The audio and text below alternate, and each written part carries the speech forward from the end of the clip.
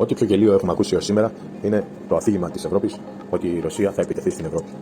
Όταν όλοι εμείς θα δώσουμε χρήματα για να εξοπλίζονται αυτές οι χώρες, τότε εμείς θα φτωχοποιηθούμε.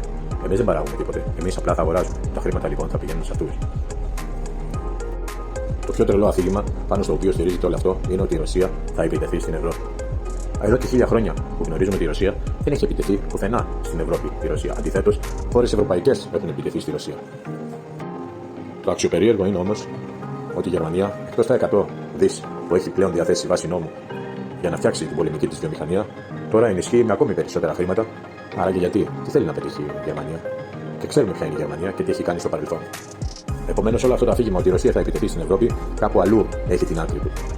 Σε μια εποχή που το ΝΑΤΟ δεν διαλύεται, αλλά φεύγει από την Ευρώπη για του δικού του λόγου, βασικά είναι οικονομική.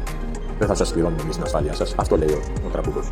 Βγαίνει ο Γάλλος και λέει: εμείς θα έχουμε ΝΑΤΟ χωρίς ΝΑΤΟ. Τραγικό, αντιπερισπασμοί. Μόνο οι ηγέτες δεν είναι αυτοί. Αυτοί είναι οι τελευταίοι άνθρωποι που θα μπορούσαν να κυβερνήσουν τους λαούς της Ευρώπης. Με αυτό το σκεπτικό λοιπόν, η Αγγλία πήγε πολύ νωρίτερα από ότι πήγε ο Ζελένσκι να παραδώσει τις Πανηγαίες. 3 μέρες πριν ορκιστεί ο Τραμπούκος, πήγε στην Ουκρανία και υπέγραψε για 100 χρόνια να πάρει τις Πανηγαίες. Και τώρα έρχεται ο Ζελένσκι να τις δώσει στον Τραμπ. Εντάξει.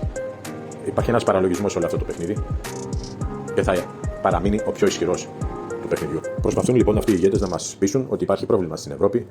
Πρόβλημα αμυντικό, ότι θα μας επιτεθεί η Ρωσία. Και τι κάνουν, λέει, αφού δεν έχουμε πλέον το ΝΑΤΟ, θα φτιάξουμε εμείς ένα ΝΑΤΟ. Ένα ΝΑΤΟ μέσα στο ΝΑΤΟ, ένα ΝΑΤΟ έξω από το ΝΑΤΟ. Όπως και να έχει, θέλουν να φτιάξουν μια αμυντική βιομηχανία, όπως τη λένε, για να παράγει όπλα τα οποία θα διοχετεύονται στις αγορές της Ευρώπης. Δηλαδή στην ουσία, η Ευρώπη αγιάζει την Ευρώπη.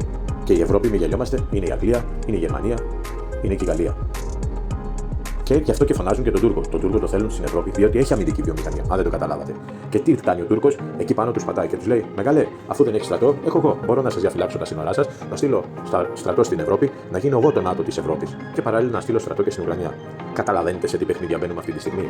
Ο Τούρκος θα μπει μέσα στην Ευρώπη με το πρόσημα ότι θα διασφαλίσει την ασφάλεια της Ευρώπης και θα στείλει και στρατό στην Ουκρανία. Δηλαδή, ο Τούρκος πλέον μπαίνει πάνω από το κεφάλι μας. Καταλάβετε το. Και σε αυτό συνηγορεί φυσικά και ο Μητσοτάκης και όλα τα υπόλοιπα κόμματα. Ο Τούρκος αυτή τη στιγμή είναι ο μόνος ηγέτης που πατάει πόδι και στρατιωτικά μέσα στην Ευρώπη και στρατιωτικά μέσα στην Ουκρανία. Και κανείς δεν θα του πει κουβέντα.